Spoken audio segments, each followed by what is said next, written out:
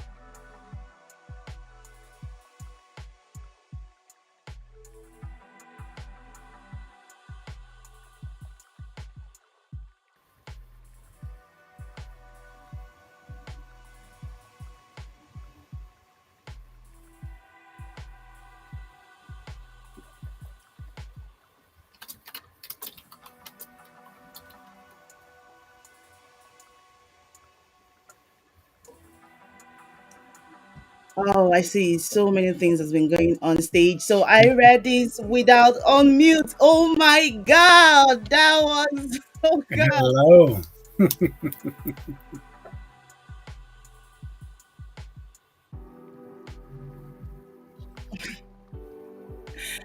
Oh, what am I gonna do to that? Okay, I'm just going to shortly introduce you. I would like to introduce yourself to our listeners. I do apologize. I've been on mute. It's quite all right. There Probably is for an the echo best. I coming might on. I might be nervous after you talk about me to all these people online. Okay, if you can hear me,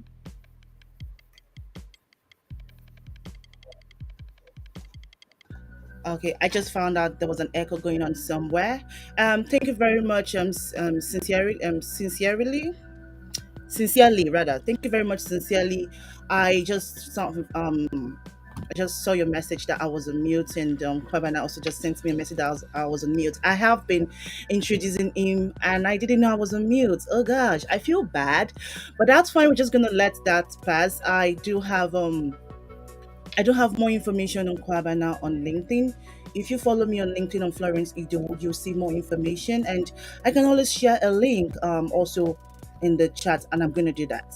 So that is away from that. So Kwabana, can you introduce yourself to the listeners since I was on mute when I was introducing you? So let's do All this. So right. introduce yourself and let's get into the business of today. Sure. Wonderful. So, good morning, good afternoon, wherever you're calling in from today. My name is Kwabena Marcus J. Collins. I'm a native of Milwaukee, Wisconsin, born and raised, and am a product of a culturally, ethnically, all the metrics diverse community here in Milwaukee. I've just always grown up with a broader view of the world just because I had to, and that has fueled me into being the person I am now today. I'm a DEIB, or I like to bide my time. So belonging, inclusion, diversity, and equity, to make sure that other organizations, other people expand their experience, because as we all know, our own experience is just one part of the perspective. Definitely, thank you. I was telling our guests, even though they didn't hear that you have been a traveler and you've been exposed to so many different cultures, ethnicity. Even Absolutely. you yourself, you came from a multi-ethnic and background, multi-ethnic background and family, and you have so much to say. I could remember during our first series, we had a lot of conversation. You told me a lot of things, and I would just pretend like I do not know this information. And let's just go about you and see. Firstly, tell us about your background, that's Mhm. multi-ethnic Sure. background. Then we'll Sure. go into your professional life. Absolutely. Thank you. So, my background, I come from, Milwaukee, very humble beginnings. But I did have the opportunity to grow up in a culturally diverse area. I had, there was a large Puerto Rican community. There was a relatively large black population and a large white population. Um, Mm.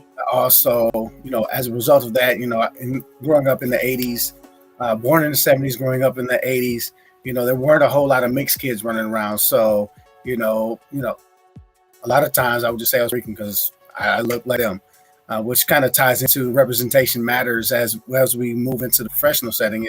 It ties into Mhm. that people are looking for something to identify with.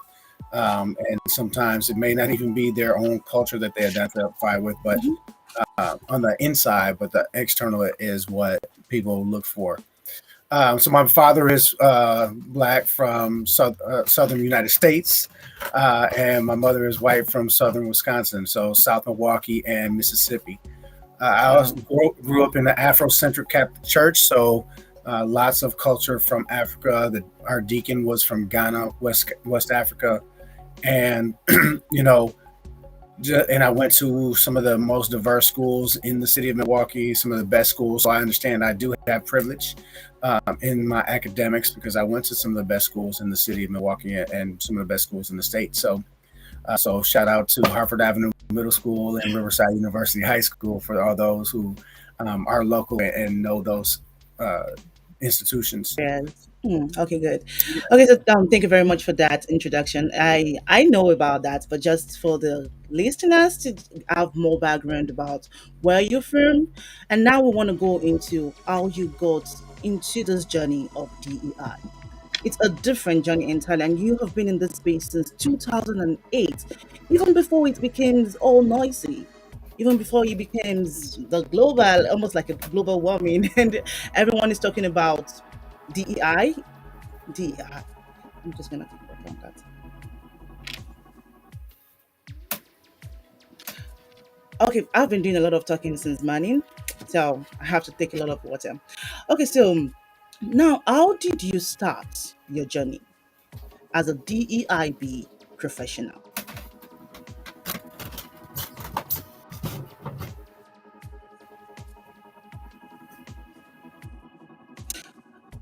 Oh, okay. I believe we just lost Kwabana. He's probably having network issues. Like I can see, I received the message from him. So he will be joining us shortly. I'm surprised that there is a network issues, but anything can happen. So this is the DEIB small talk, and today we have with me Kwabana. He is back. So I'll bring him back shortly so we can continue the conversation. I see you lost connection. Yes, I did. I Unfortunately, noticed. glad to I be back noticed. with you all. So, the last thing I heard was you asked me to share how I got into the DEI DEI. space, especially as early as 2000, 2008 even. So, I really have been in this space, which I would say argue, and many would argue that part of DEI is um, serving and making sure that there's equity for the underserved markets. And so I even started that back in college. Mhm. 1997, I was running or a mentoring program for young students in a suburb north of where I went to college. And I just saw that there were disparities, but I also saw that the impact of representation and the impact of being able to connect with people from different backgrounds. And I went to a PWI, so predominantly white institution, and but our mentors were all different ethnicities. Our target, the school that we worked with, was Black and Latino, and seeing how those, especially when we think about younger people, they haven't been impacted by society and as much by experience and bias. As we'll talk about bias later, and bias is based on experience, and so they weren't affected by that as much. And so I got to see how people from different communities who seemingly are on different parts of the world can come together in a unified effort, and everybody just be human. And so that really got me into this space of how do I create equity. And then, my travel around the world, 10 different countries in one semester, really allowing me to see again how people from all over the world can come together with a common cause and can, though they're very different, though they have different experiences even within that space, but to understand the dynamics and respect that dynamic, and then encourage people to share their perspective and to sit in somebody else's perspective. And I think a big part of DEI, and especially the belonging piece, is for people to sit in other people's perspectives, to get beyond themselves and remove their ego from the process, so that we can truly be transparent and authentic. So from there, I mean, I moved on into recruitment, teleacquisition, and always having that underlying passion of making sure that everybody is getting a fair shot to these roles. It's not necessarily about making sure that they get the job, because that's the hiring manager's job. They pick the best person, but I want to make sure that there's equity in the process to make sure that everybody who is qualified is able to get to the table. And then, understanding that there are biases within the process, and understanding that even prior to the process, even education, preparation for these types of things, making sure that that is more equitable for all candidates coming into the process. And then from there, again, understand working with different communities to make sure that, and making sure that communities are engaging and not just accepting, but engaging with people who are different from themselves. Thank you. I understand that you were able to go into this because of your empathic. You understand empathic nature. You understood the privileges, and you Hmm. understood the unprivileged, the should I say society that we could be sometimes, or could Hmm. be to some people, and that has allowed you to walk that path. Absolutely. Many people, when you asked about topics or questions that when did you get into DEIB, we always hear answers something like after the death of George Floyd, which is very saddening, but so many people were able to lend their voice at that time. And but Hmm. I'm very glad to know that you have been in this space even before that. So we're gonna do Hmm. something very interesting, or should I say very basic actually. Okay. I know that the people listening to us probably you know the meaning of DEIB, but I would also like to know what the definition of our listeners DEI is to them. So, what is your own to our listeners? What is your definition of DEIB? You can always put that in the comment sections and let's see what you think. So, I will throw the question to you, Kwaba now. I want you to define these concepts: the D, the E, the I, and the B. So, we're going to take it one by one. Sure. What is your definition of DEIB? Yeah. So can I? Okay. At the end, I also have an analogy that I like to use when um, talking about DEIB. And so diversity in particular the is difference, right? It's contrast. When you think about artwork, even the best artwork has contrast. It's a mosaic. It's got multiple different colors, and some of them are dark, some of them are light, and it's playing with those darks and those lights to make this beautiful concept where you can have clear vision, right? And so the diversity allows us to have clear vision because there's where we recognize and we actually use the differences and the contrast between perspectives so that we understand where different pieces go or where pieces are going to add accents to an overall process or to a community or to a group of individuals. So again, the way I look at diversity by itself is is that the differences and the recognized differences within communities and people. Before you go into the definition of inclusion, Hmm. diversity to me is actually our differences, like you said. We cannot say we are the same. I am not the same with you. Even if That's I'm from great. the same culture, even if I'm from the same country, or I'm from the same town, or even family, I'm not the same with you.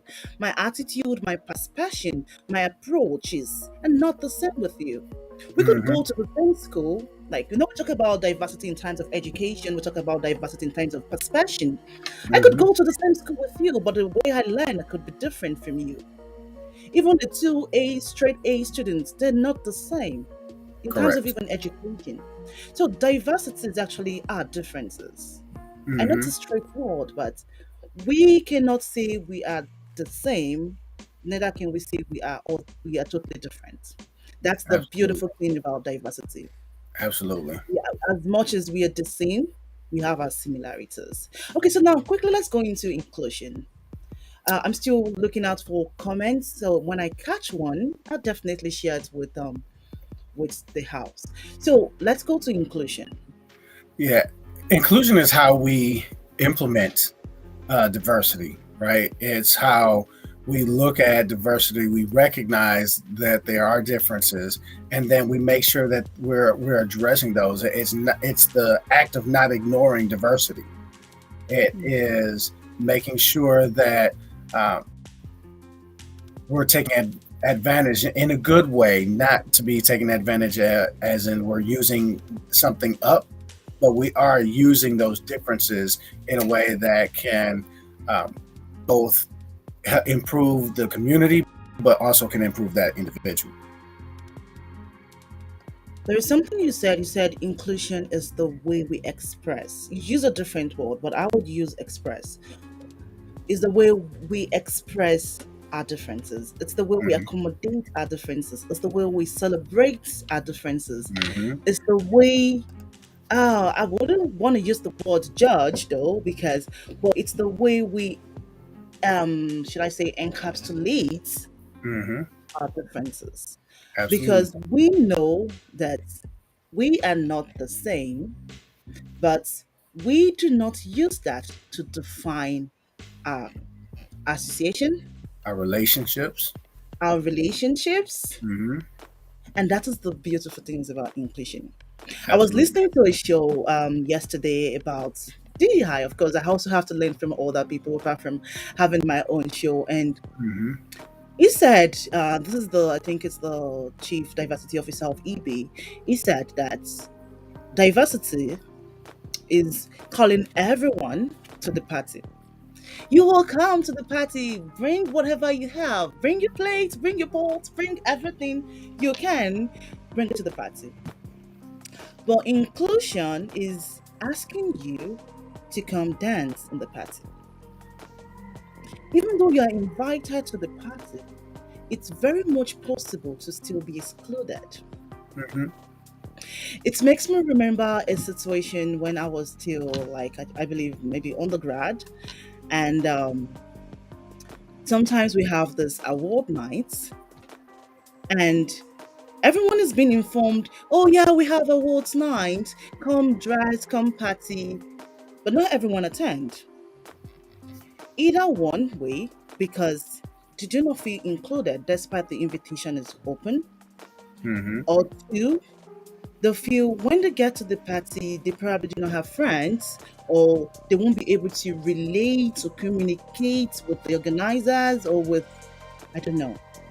I have been a victim of that.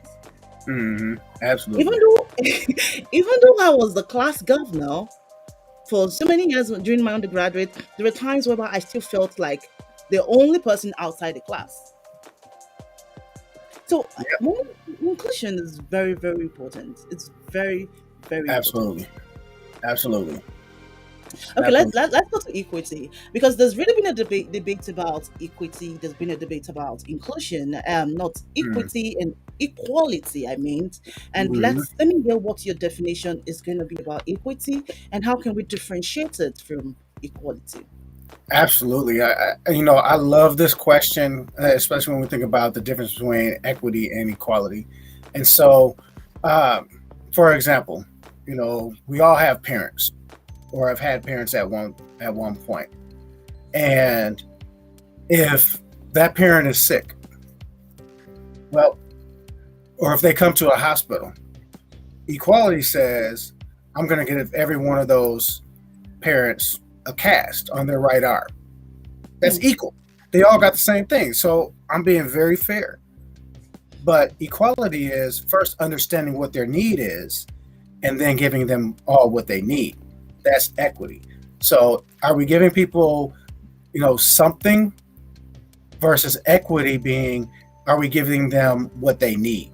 So when you think about the process of talent acquisition, are we giving them all, you know, the same access to, you know, to apply for a job? Hey, it's on the website. Absolutely, anybody can apply. But does it mean that we're giving them the same access? Are we giving them what they need? So some people already know it's there.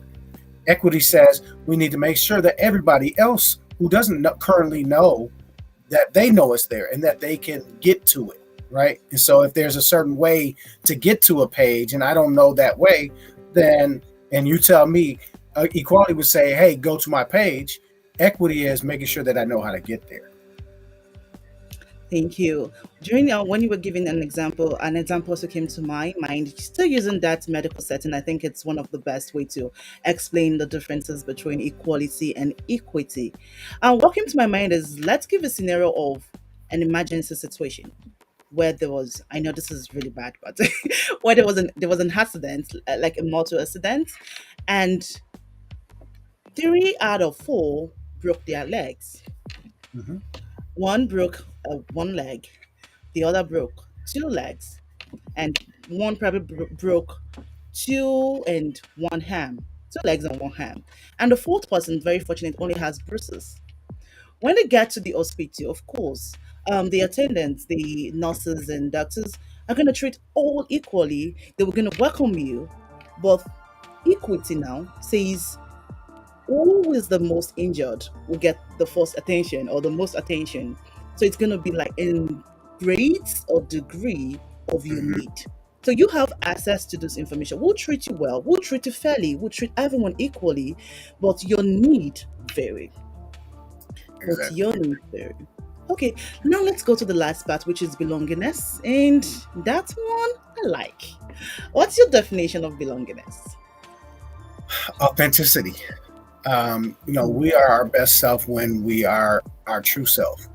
And belonging it is that being in an environment where you're psychologically safe to be your true self. So I'll take this opportunity to give my analogy around the dance. And so I look at diversity as being invited to the party, inclusion as being asked to be a part of the planning committee for the party, equity. I haven't figured the equity part out, but belonging is being able to move however the music makes you move and be okay with that. To be supported in that. So the belonging again is critical. It's the end result of DEI within the greater scheme of things. It's when you're comfortable, when you see people that look like you, and you recognize people that look like you and that don't look like you, and you value them both the same. It's being asked and involved and engaged in overall organizational processes and activities. It's about being able to be treated fairly, to be able to get what you need as an individual beyond just the greater uh, the macro side of an organization, and the result is that you truly belong in that organization. Okay, there is one word that you mentioned that I'm going to highlight. I wish I could just write it and highlight it in bold is authenticity. And that is one thing I know you're very comfortable. You do it because even in your LinkedIn, I'm just going to read this. It says, you are a diversity and inclusion professional. You're passionate about helping companies create environments where all employees can bring their truest, authentic self to work every day. Not even Mhm. some days, not maybe 2 days, maybe not few weeks, but Mhm. every day. And this is a struggle. I know our topic is redefining diversity in sourcing and in recruiting and sourcing strategies, but I have come to realize that sometimes we need to talk about what it means to each person, each individual, and we can then tackle how or strategize the best way to attract and retain those talents. So I like that. And for organizations listening, if you're looking for someone to help you, um, to help your employees bring out their truest, not just authentic, but the true authenticity in them, I believe Kwabena is ready to help. Okay, now we're going to go to the section two of today's show, and which is we going to the topic diversity. We want to redefine diversity in sourcing, in recruiting strategies. I still have this on my screen. What is your definition of DEI? I want to make sure that this is as engaging as possible. And if you have questions, you can always drop them in the comment section. We have a live Q&A at the end of this. This is gonna be a 90-minute program, which we have 60 minutes left. So there's still a lot of time. So if you have questions, please do drop it, and we would answer as fast as we can. So now to section two, where we have defined, now we want to redefine. I want us to talk about now it's going to be diversity hiring. You are a DEI professional and you are also in the talent acquisition space, which is something we do share. And Mhm. I know the struggle. You are aware of the struggles. Leadership are aware of the struggles, which is why this conversation has been going on for ages. It's not going to stop anytime soon until we get it right. And that is a lot of work to do. So we are here to I like help. that So until we get now, it right. That's it. yeah, so we are here to help. So now let's talk about diversity hiring and mishiring. hiring. Mm, What would you say about that? yeah. Well, a lot of times, so the way I would love to hear from our audience and also to hear what your thoughts are. Um, I used to work for an organization many moons ago, and as the recruitment director for the organization, I had some newer, younger professionals that worked for me, and they had very idealistic views, and I absolutely love it. I'm an idealist at heart, absolutely. Um, but we had to have a debate around uh, recruitment is sales, Oh, and you interesting know topic. a lot of people or some people would say that it's not sales because you're dealing with people and it's very human. And Oh, I 100% oh, agree. really? But I would argue that sales is human as well. Because when you think about selling a product, you first have to understand what the need is. Because Exactly. a poor salesman is going to go up to the door, knock on the door. When they answer the door, they're going to say, "Hey, I'm Quabana and I have this product. It does and list 200 things. By the time I get done with all the things that my product does, the person has been lost." What a good salesman will do will say, "Hey, I'm Quabana. I work with this organization. Florence, nice to meet you. What do you do with this specific area?" And you get to know what the need is so that you understand what your particular value proposition is for that individual. I'm just going to call you in that place. That is so correct. There is no how we want to sell a product to someone without first trying to build a relationship with that person. It's not going to be possible. Nobody can just come to me and say, Florence, oh, I have this product. It does this feature, this feature, this feature. The first question I'm going to ask you is, how do you know I need the feature? How do Right? you know I need the product? What if I have an alternative? But someone that Absolutely. comes to me and say, Florence, you look good. Of course, I like to look good. So if you tell me you look good, I'll probably give you an attention. And you say, you begin to tell me some things. Oh, look at this collar. Why did you get a pin? Don't you think it's going to look beautiful? You want to sell that pin to me because you know it's going to beautify my clothes the more. That's where I Mhm. give attention. So if we're talking Right. about sales and recruitment, oh yeah, you deal with people, but at the same time, you deal with more than people. We're selling opportunities for life changing opportunities. We're selling opportunities to fill their personal passions, to fill their pockets, to fill their legacies. So that's what we're selling. And so, for example, you brought up, hey, Florence, you look good. So if I went up to my wife, 18 years, 19 years ago, and said, what attracted me was her profile, not her physical, like, but in recruitment, it's their LinkedIn profile, their resume. That's what's attracted to me. I don't know all that goes into it, but it's attractive. It's worth a conversation. So after I saw her, I said, "Oh, she looks good. She's fine. Okay, now I need to know, what she's interested, so I know what part of me to give to her. Connect. I need to know what things she needs to be fulfilled in a relationship with me. We're talking about relationships. Recruitment is relationships, right? And so as sales is. And so when we think about recruitment, or when we think about sales, we have to find the gap within the organization. We have to locate the market where that group of individuals to fill that gap is. We need to put together a plan, a marketing plan to entice them to our products, and then we have to make the ask. We have to. When I was in corporate sales, we called it ABC, always be closing. And so, but we can't jump straight to ABC. We have to do the legwork ahead of time. And in recruitment, you know, especially diversity recruitment and sourcing, first we have to look at, where do we have gaps from a diversity perspective? Where are those individuals that can help fill those gaps? And then we have to put together a plan and strategy on how to get to those uh, those individuals in those communities where those gaps. And then we have to actually put that plan into practice.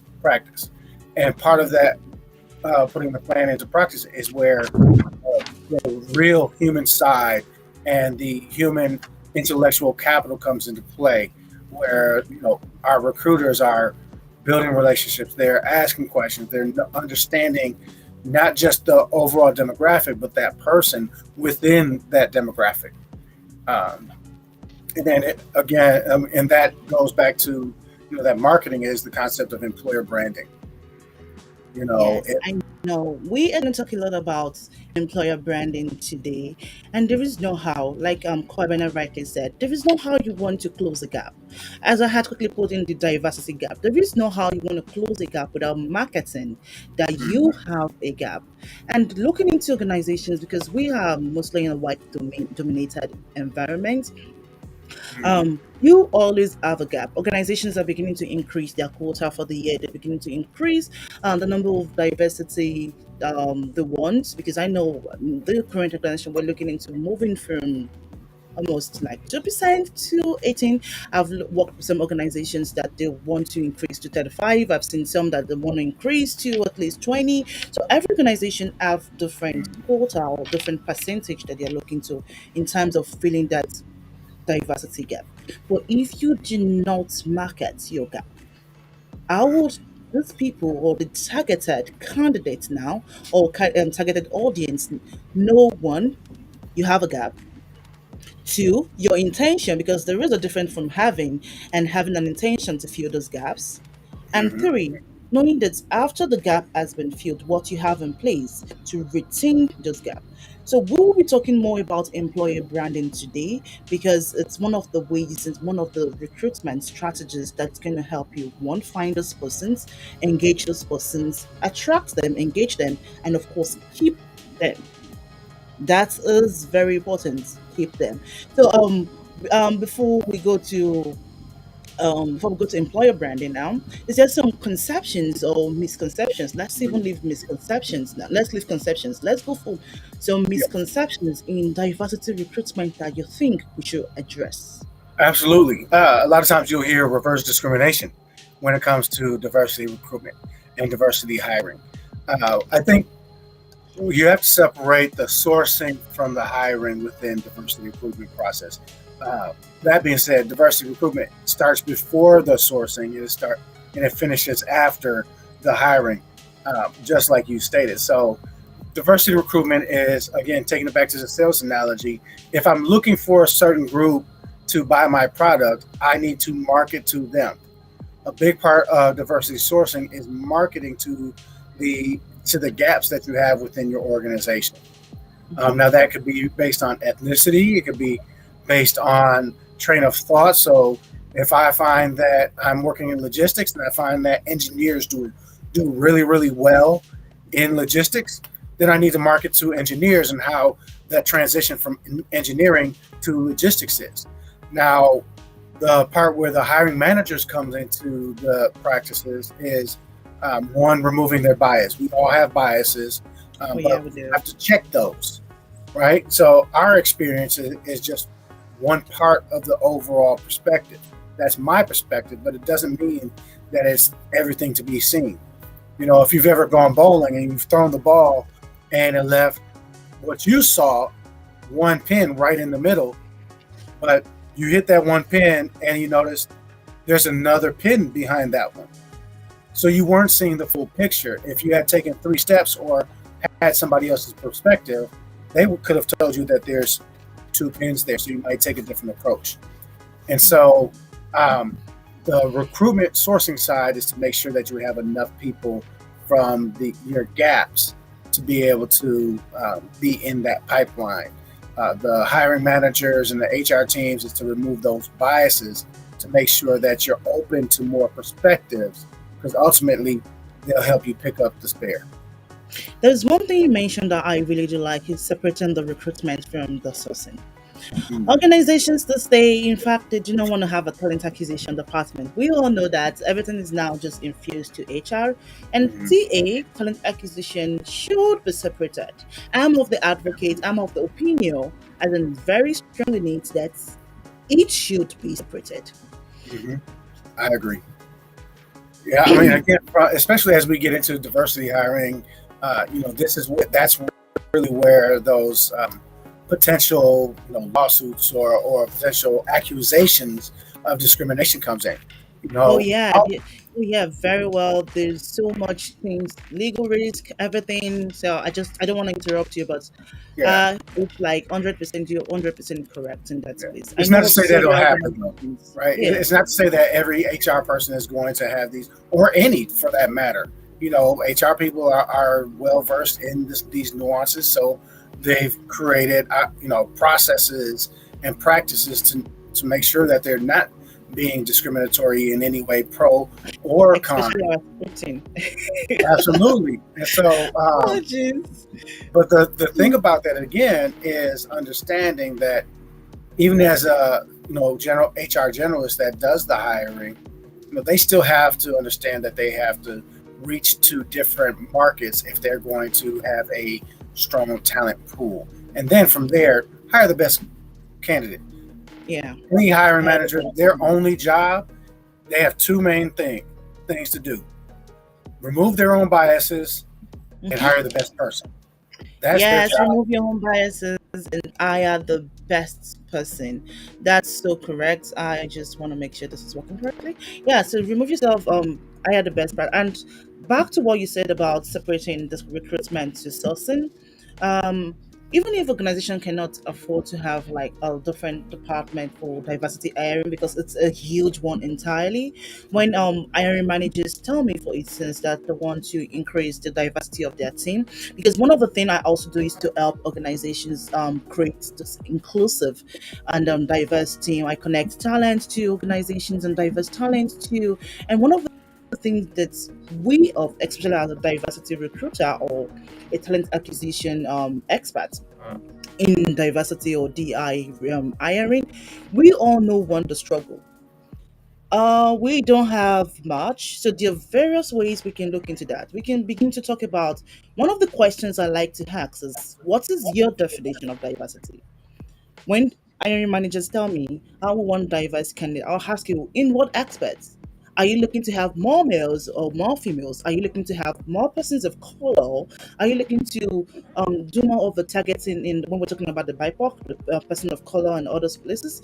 Or are we looking into, in terms of education, which we mentioned, diversity of thought, diversity of perceptions, or diversity, like for instance, I work in a university environment, and one of the things that I'll say biases, which is almost we are aware of, and we are always, because I know all conversations that we have that I have with my hiring manager is, please state your biases, check those biases. If you are working with U of M um, alumni, don't don't hire them because they are U of M, or don't hire them because you graduated from the same school. So those are one of the things. So that is one of the questions I Absolutely. like to ask hiring managers.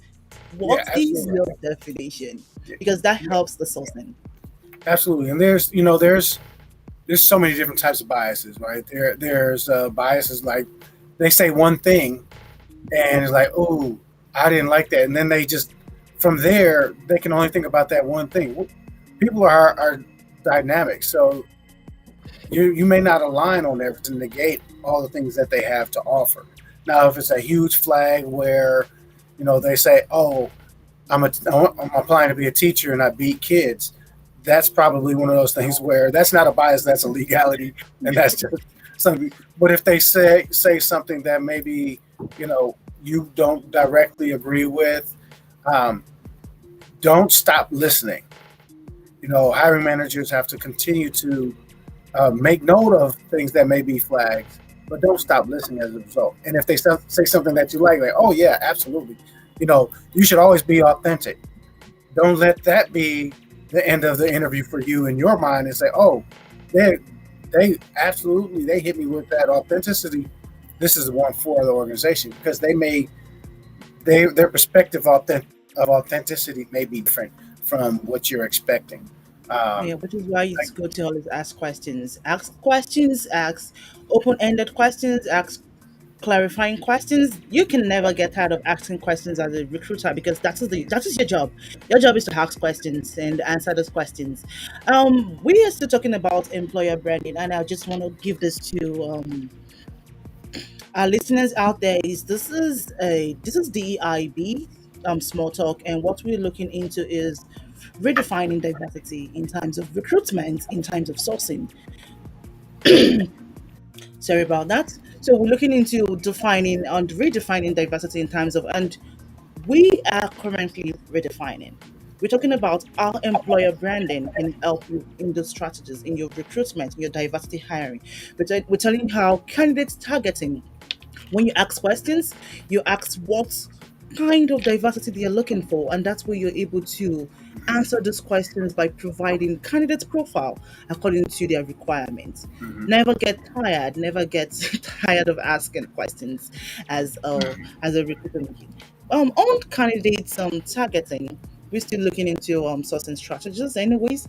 And there's this term that I came across, and I'm not sure, maybe you, if you can help me with some clarifying, I'm going to just highlight it.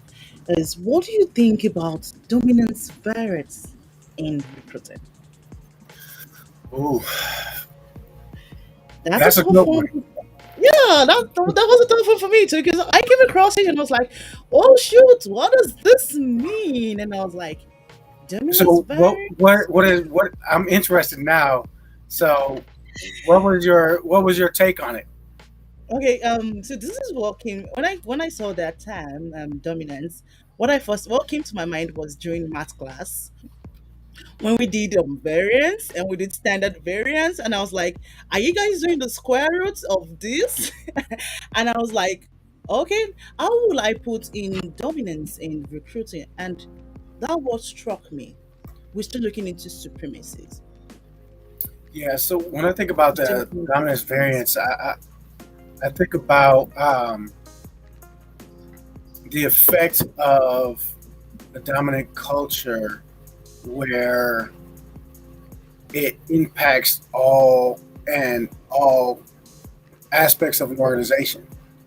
And you know, from a historical background, when you have a very dominant culture, assimilation is oftentimes has been the way to survive within that dominant culture.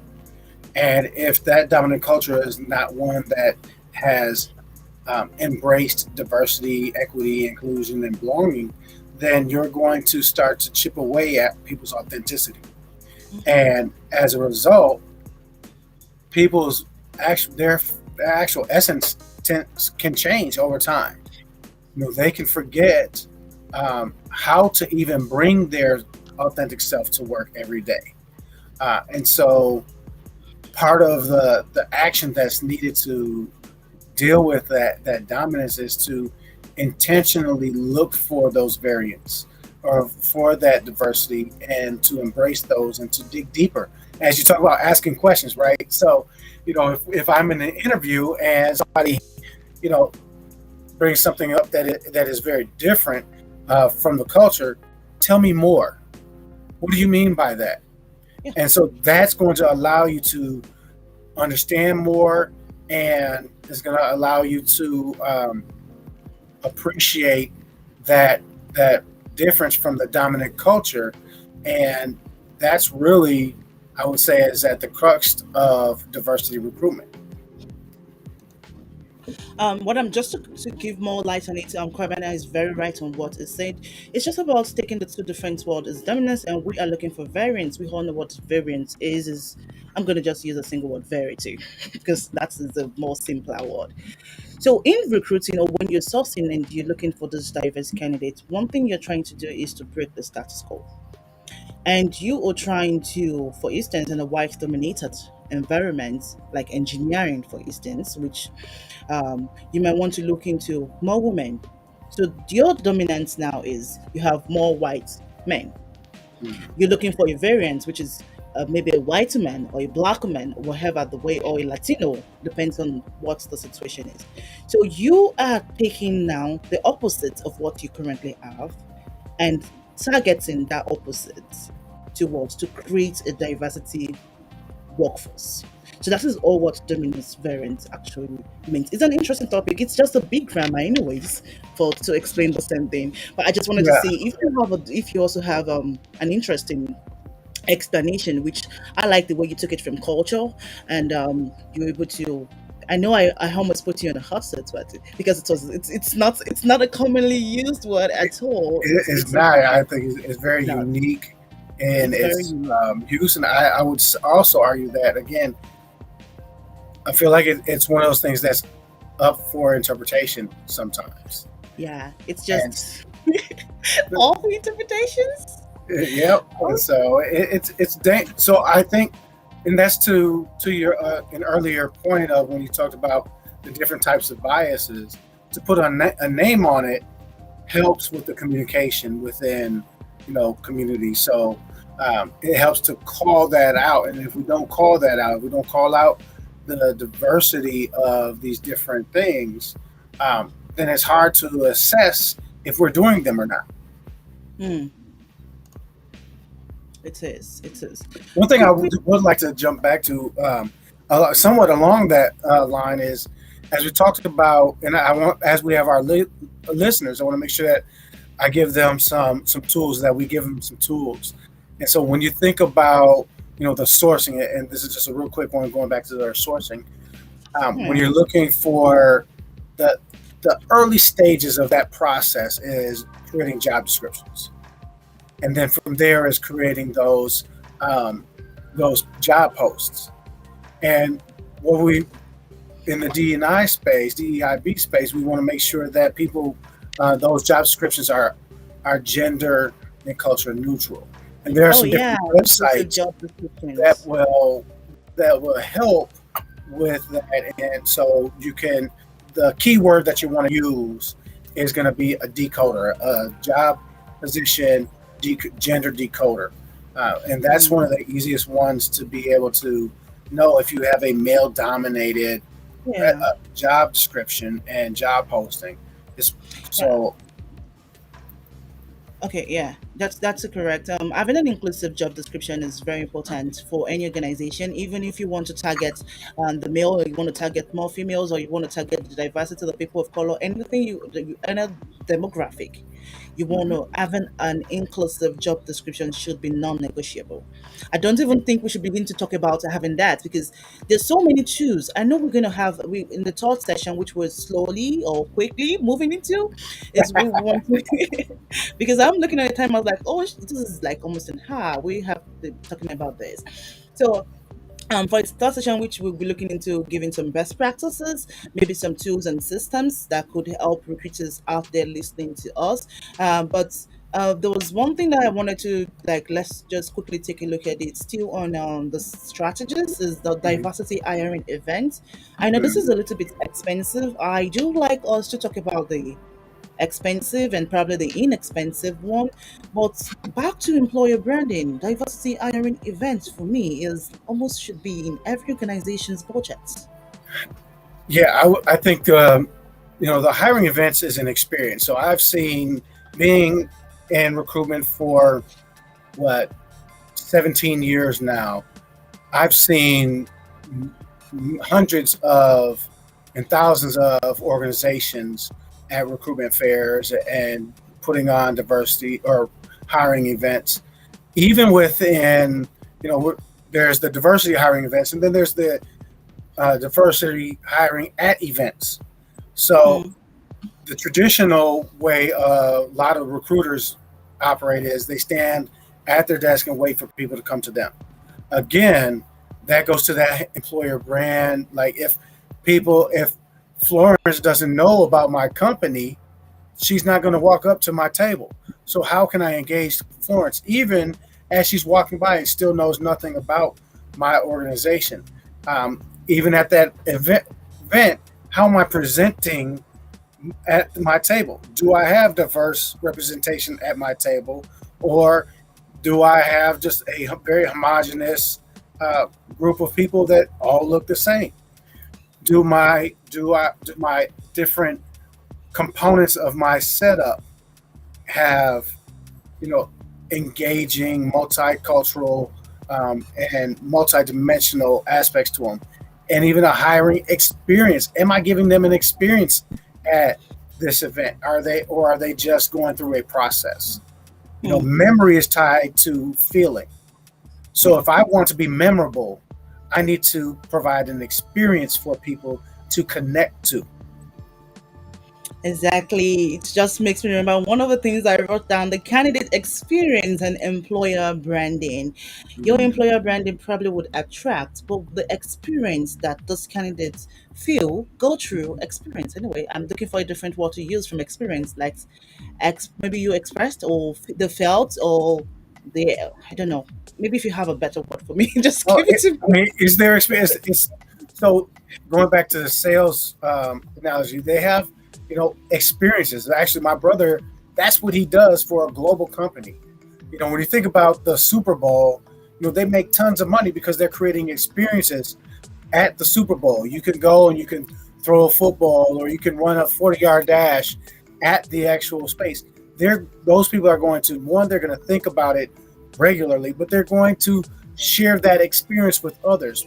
The human condition is very relational, and it operates through stories. So if I can give you a story to share with somebody else, that means that my employer brand is going to be like a ripple. It's going to continue to move downstream, and ultimately it'll hit all four corners of the banks within the body of water that I'm looking to reach. Thank you very much. Thank you very much. So we are going into the third session quickly, and which is why I wanted to show more of my face, anyways. So in the third sessions, we'll be talking about best practices, trick or trick. Since we are in the spirit of Halloween, so I would say trick or tip, or tips or trick for diversity recruitment in sourcing strategies. This is the DEIB Small Talk, and hi, I'm Florence. I'm the host and moderator of this show, brought to you and sponsored by Bavarde Talent Solution. I help organizations connect them with talents, diverse talents, and of course, and also the candidates themselves. I also try to help them, or I connect them with organizations that are very inclusive and accommodating. So we have with me Kwabena, and shortly the third series we'll be going into best practices. If you have questions, please just send them in the comment section. I already got a question, so send it in the comment section, and we'll be able to answer as we go into the last session for today's series. Welcome back. Thank you. Okay, so we are going to the third sessions, which is best practices. I want us to talk about tools. I want us to talk about systems, additional resources. I know you just sent to me some, which I will be sharing if requested, and also try to create a blog post and really try my best. Like this has not been easy for me too, but I enjoy it, which is why I kept doing it. So, and we do have additional resources that you've also sent to me, and I'm happy to share with the audience.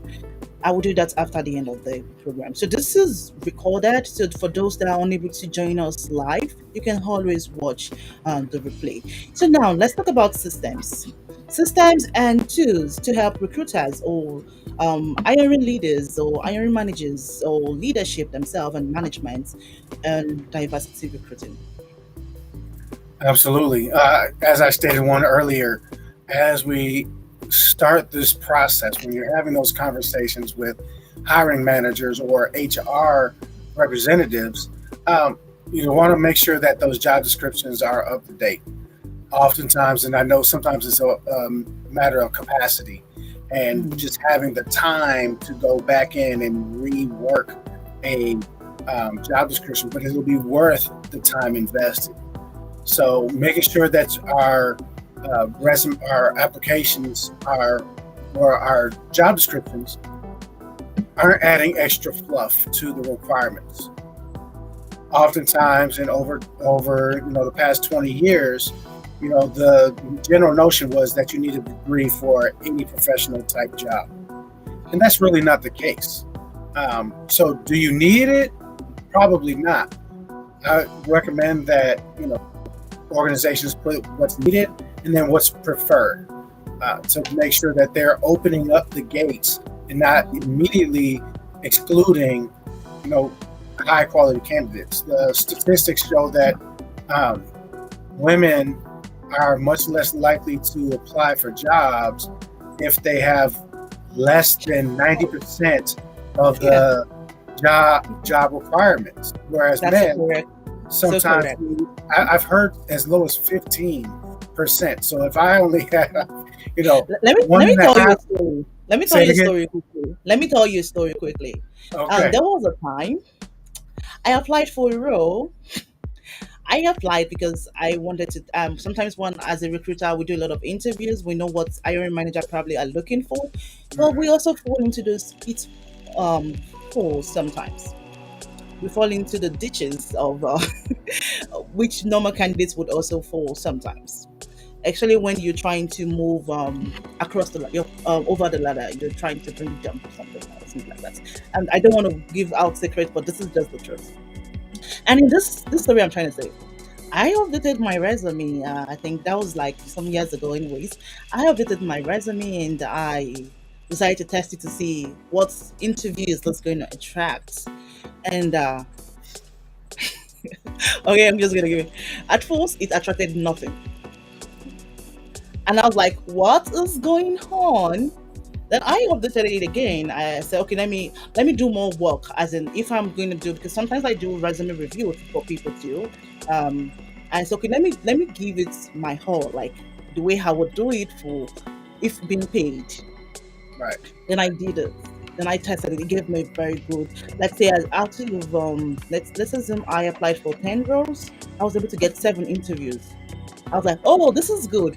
And I said, let me see if this is going to work for a higher level position. So now I'm going from going into the directorate cadre. And he gave me 3 interviews where I ghosted anyways.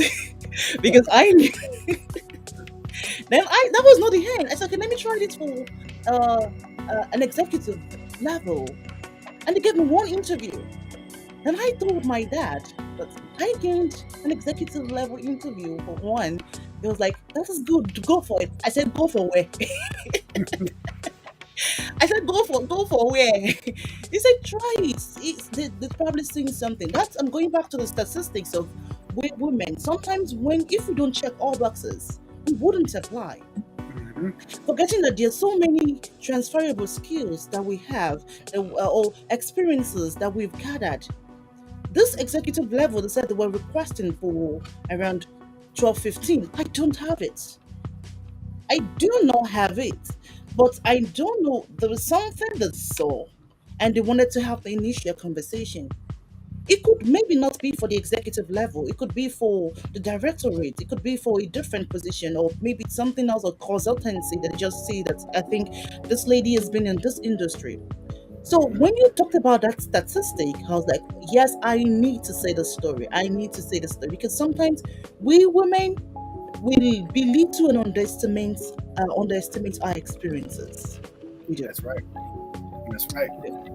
So on the flip side, men up to I've heard as low as 15%. So if they know that they qualify for maybe 2 out of you know Oh yeah, 12, you know men are 2 out of usually the 12, go getters. they'll still apply, right? And so it's important to make sure that those job descriptions are also engaging to men and women. And so there's a tool that's out there, as I shared earlier, is a gender decoder that allows you to drop the verbiage of your job descriptions into a box, and it will assess if it's male dominant or female dominant. And it'll also give you different tools or potential words to change that are masculine words, meaning that they attract men more than they do women, and then feminine words, those that will attract women more than men.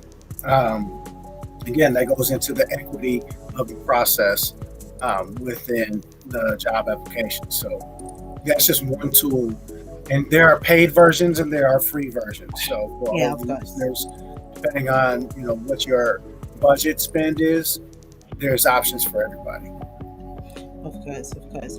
And there's so many tools that are out there that you can also use to test if your job descriptions is inclusive or are inclusive. Descriptions are inclusive. So you can always Google, I think Texio, Next to something like you, that. yeah, Yeah. text to you. Texio is a very good one that I know. I have used. There's so many people that So many people sometimes send messages to let for recruiters to we recruiters to test their system. So there are a lot, and so many for sourcing strategies. So I know Gem is a very good one for sourcing. Gem is very good. I wish they paid me for this advertisement, but Gem is good. Easy IAT is good for sourcing, and they allow you to be able to put all those candidates and do some candidate targeting. So those are also very good. And personally too, LinkedIn is also very good. Even LinkedIn doesn't allow those much of the demographic targeting, but there is a way you can always go around it. For instance, look into those environments that you know are more dominated by underrepresented, and maybe that is why I always say define what your diversity mean, because diversity is not just in race. Right. It's It's not also, just yeah, and it's also by department. Some yeah. departments actually, diversity looks different. Even if they're 50-50 gender, they have a LGBTQ community Hmm. across the board. But, you know, traditionally in technology, you'll find a higher percentage of white and Asian descent candidates. And so diversity is going to be, you're black, you're Latino, Hmm. communities, your Indian American, Yeah. indigenous people. Uh, Yeah, that's the correct. That reminds me. It makes me remember one of those roles that I hired for recently. It's the data sciences, and we had more Asians. Oh God, it yeah, was like 90% of Asians, and these Asians, this is diversity, but at that point it was no longer diversity to them, because that's the majority, domain. Yeah, right? that's the majority Exactly. for that role. Then I had to start looking for other experts to diversify my pipeline, and so many of them. You can also look into diversity in terms of sponsorship. You can look into diversity in terms of immigration. You can look into the different way. Just one, know what your organization strategic plan is for diversity, because you shouldn't be going out of that. And no matter how diversified you want to be, except you want to go into trouble. So we have to honor our organization's culture, and you can influence, but influence with intelligence. So you don't want to do that to cause trouble for yourself as a recruiter. But to continue what I was saying, I saw a comment that was out of the word. So I was wondering what was that. To just say, identify what your organization's strategic plan in terms of diversity is. What's the goal the organization is trying to achieve? Maybe it's long time, maybe it's short time. Be looking into each fiscal year. I mean, non-profit, so calendar year for I believe for corporate. So I use fiscal year mainly. So fiscal year, and or what is going to be your definition of diversity in terms of the department, in terms of the hiring managers' needs. Sometimes organizations, we are now in an era whereby hiring managers also have development plans in terms of diversity. They have a diversity development plan or intercultural development plan. Or you can also even look into diversity as a leader. You can also look into diversity in terms of supplier, diverse supplier. Also, some of your functions to diverse supplier or vendor management. So there are different ways you can look into diversity. Still under recruitment, because you're bringing those people in to your company. Okay, so is there any? I wouldn't say last word. I don't like that word. But before we go into questions, should I say best practices or Mhm. takeaway that you would want to give recruiters and, of course, hiring managers? And I know Mhm. the advice is going to be different. So we'll Yeah, say recruiters, we'll say hiring managers, and we'll say leadership. yeah. I would say the for anybody who is thinking about diversity, equity, inclusion, and belonging, I'd say that perspective is the key. And if you're looking to increase your perspective, you have to take the action of becoming educated and put yourself outside of your comfort zone. We've all probably worked out, and that next day we were sore, and maybe couldn't move our shoulders very well because we worked our shoulders too much, or we ran so far that our legs were sore the next day. It's because we pushed ourselves out of our comfort zone. That's how we grow. That's how you get stronger. The same way we do that in our physical life, in our work life, it's the same. We have to push ourselves outside of our comfort zone, not into our chaos zone so that we pull a muscle, but enough so that we stretch the muscle and get stronger. One way to do that is to engage in as many different conversations as you can, even if it's just to listen. Listening is going to be incredibly important because you don't even know what you don't know until you've listened to what's out there. Exactly. Thank you very much, Kwabena. Thank you. So I would say if you still have questions, we're still here. So do send in your question. Hi, and if you're watching this at a later time, you can also drop your questions in the listener section or in the comment section, and I would send those directed at you. I'll send it to you on LinkedIn. And you can always follow Kwabena on LinkedIn. It's the same name, Kwabena Marcus J. Collins. You can also follow me on LinkedIn, Florence Idowu. It's the same name. You see this beautiful girl. I like to call myself beautiful, anyways. So you would see. um, so, and I appreciate you. Thank you for joining me today. And we're talking about this topic. It's becoming one of the most thought topic. Diversity, and yet we still hear recruiters saying there is no, almost like there is, it's difficult or there is no solution. There are solutions. It could be expensive, it could be inexpensive, but what is the organization investing in? So let's now take questions. I have just one question. Okay. Oh, a short background. So this is my dad. Oh, Dad, thank you for joining us today. I really do appreciate. Thank you. I do appreciate. Thank you. So, my dad is saying that. Okay, let me be professional. Engineer only shall I saying that. How could direct or indirect motivation and incentive too is a little bit mathematical. So use in mean equilibrium when we're talking about DEIB. Before you answer that question, I'm just going to give a brief intro about my dad because I know him anyway. So he's the deputy director for the Federal Housing and Urban Planning, um, Federal of Nigeria anyway. So when he's talking about motivation and incentive, I want you to answer that question in terms of leadership because it's something I believe he really needs. Absolutely. Again, when we think about the the E, we kind of talked about this a little bit differently. You We use it on a personal basis. So all your to motivate and to create incentives. If I'm not incentivized by money, then that's not. Even though you're going to give me everybody $1,000 bonus who hits their goals, that's fine.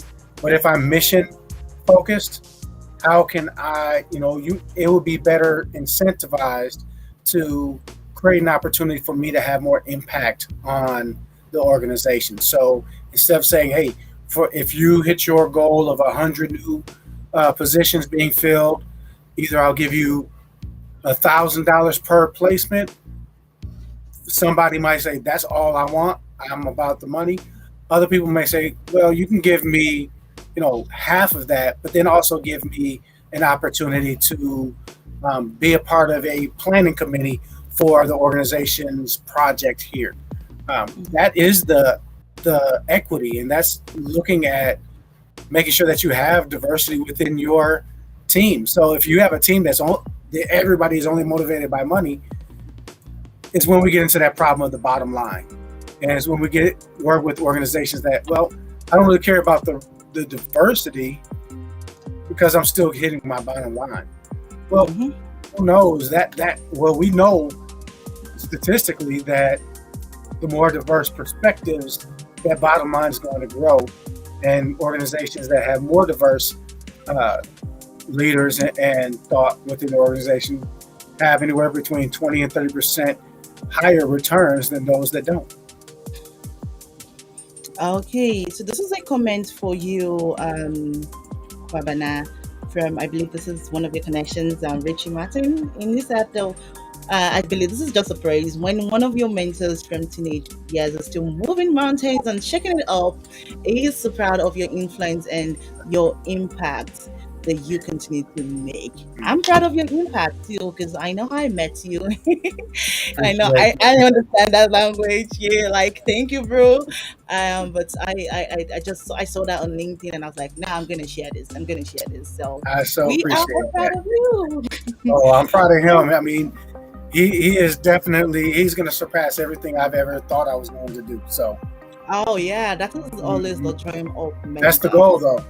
That's always That's the the goal. goal. That's the goal. You make me remember one of my mentee too. She currently just graduated from the I believe MBA too. No, business analytics from University of Sunderland in UK, and we went through this journey for almost a year. And she's currently a business consultant with EY. I was like, "Yee, girl, you're doing it."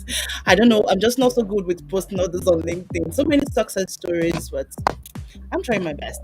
I Yep, hope to have that capacity one day. So when you see your mentee out there doing great, that's what brings you joy.